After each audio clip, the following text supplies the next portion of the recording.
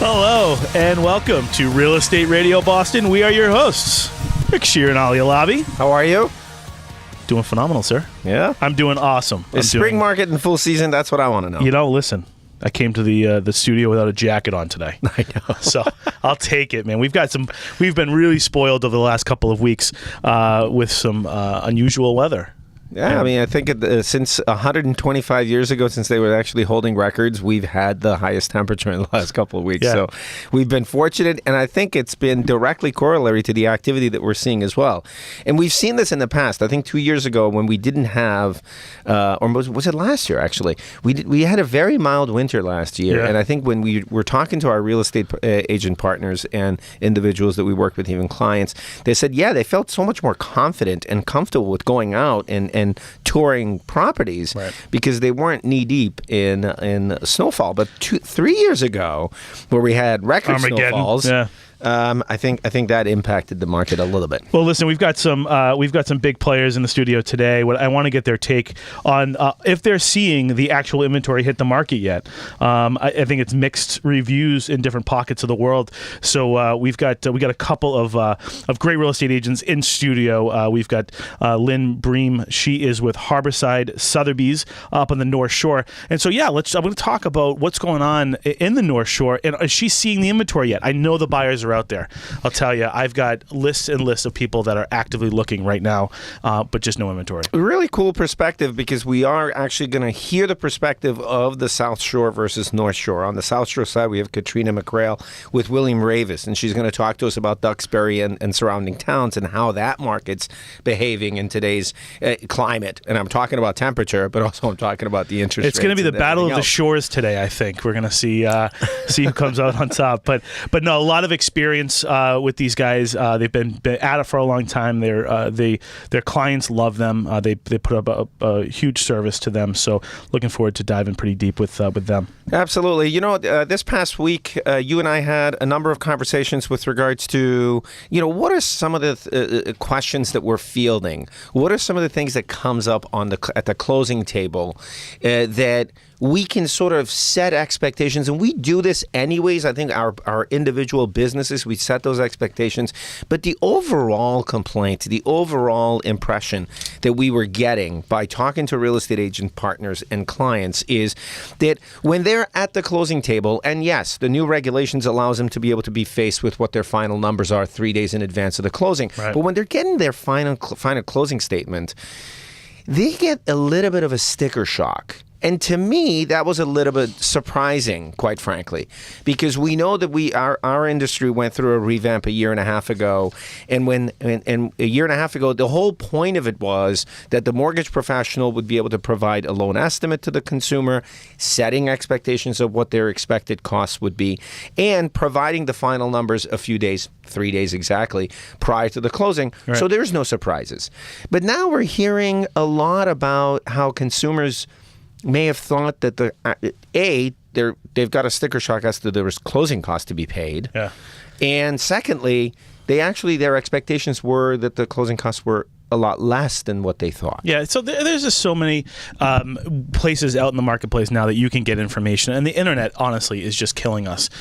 Because what happens is when people are going on some of these get interest rates, they see next to it what the costs associated with them are. Sometimes they're $1,000, they're $1,500, they're and essentially these lenders are just kind of playing with the numbers. So when people see that and go, okay, my closing costs are going to be $1,500, then they get these loan estimates in, and they're a lot more than that. I think a lot of the miscommunication there is people call closing costs what they have to write the check for at closing. Mm-hmm. Okay, and that's so that word is used interchangeably, and it shouldn't be. What I call that is your cost to close. That's your cost to close on the transaction. Can we break that down for a minute? Let's break it down, my friend. If we talk about closing costs, let's separate closing costs with cost to close. Yeah. When a consumer hears the word closing costs, what are we talking about exactly? Yeah, so I put it down into 3 buckets. This is how I explain it to clients. We actually put a book together that actually spells this out and put 3 different buckets. So first of all, you've got your closing costs. That's your legitimate closing costs. That is any fee associated with closing on your loan. That is things like your appraisal. That's things like your recording fee. That's things like you're paying your attorney. Paying the title insurance that's either required or optional on the loan. Those are all the fees that are absolutely required to pay in order to close on the loan. That's one set of fees. Okay. And yeah, that could be, $2,000, $2,200, $2,400. And again, because the title insurance on the loan, typically all of the fees are fixed except for your title insurance because it's based on your purchase price and the loan amount that you decide to take out. Okay. Right. So that's your variables. That's your closing costs. That's it. Okay. However, there's 2 other buckets that are going to be required at closing. Now, before we get to the other 2 buckets, I mean, the closing costs as you've defined them. I'm really happy that you say that the title insurance is tied into the loan amount and the purchase price, obviously. But I think the expectation in the mind of the consumer should be that you should expect to pay anywhere between 2 to 5% as far as your closing costs. I think in Massachusetts, if we're talking Massachusetts, we're talking Mass. Yeah, we're closer to 2%. Okay. Yeah, 2.5%. Right, exactly. And then now the 2 other buckets. The 2 other buckets are your escrows. So you have the ability, if you put 20% down or more, you have the ability to either escrow your taxes and insurance or not escrow your taxes and insurance. People that put down less than 20% are typically required to do so.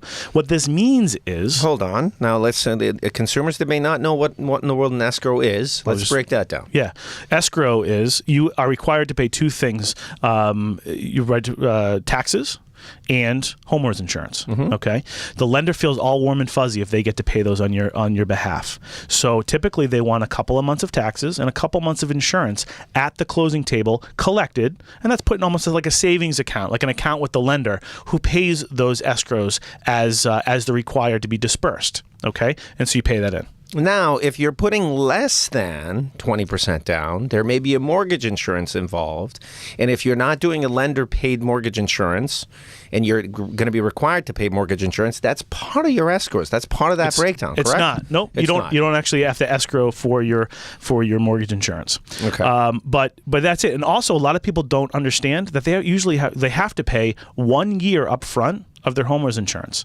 Okay? Exactly. So, and then the next will be collected. We're running out of time, but the third thing is the incidentals. If you're buying a home and the seller has paid taxes ahead while you're going to be in the property, you got to reimburse them for that.